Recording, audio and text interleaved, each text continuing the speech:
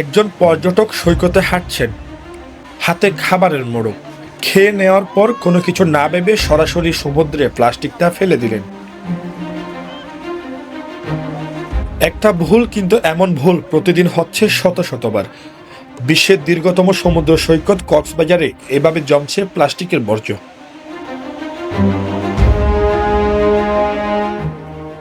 একজন ভুলে ফেলেছেন, আর সেই ভুলে যোগ হচ্ছে আরেকটি প্লাস্টিক। সৈকতে প্রতিদিন এমন অসচেতনতা থেকেই জমছে বর্জ্য। চোখের সামনে ডাস্টবিন থাকলেও অনেকেই তা ব্যবহার করছেন না। হ্যাঁ, অবশ্যই ক্ষতিকর একটা পরিবেশের লাগে। একটু আমি খেয়াল করছি না, আনফর্চুনেটলি ফেলাচ্ছি। এখানে ডাস্টবিন দেখি না, এই কারণে বড় ভাই। না আমি তো কোনোদিন পেলি নাই, আজকে হঠাৎ ফেলে দিলাম। লাবণী থেকে কলাতলী সৈকতের বিভিন্ন অংশে ছড়িয়ে আছে পানির বোতল, পলিথিন আর খাবারের প্যাকেট। সৌন্দর্যের জায়গায় এখন নোংরার দাগ।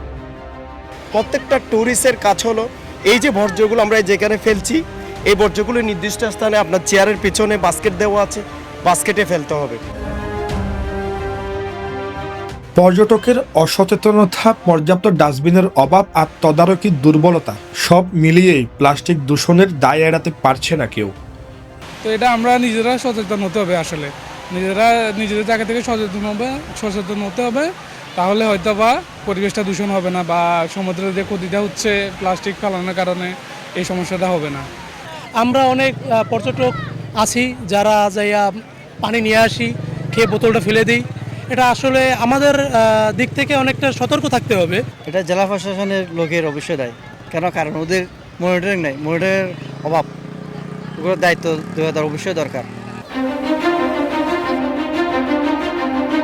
সৈকতে প্লাস্টিক নিষিদ্ধের কথা থাকলেও নিয়ম মানাতে জরিমানা বা নজরদারি খুব একটা চোখে পড়ে না।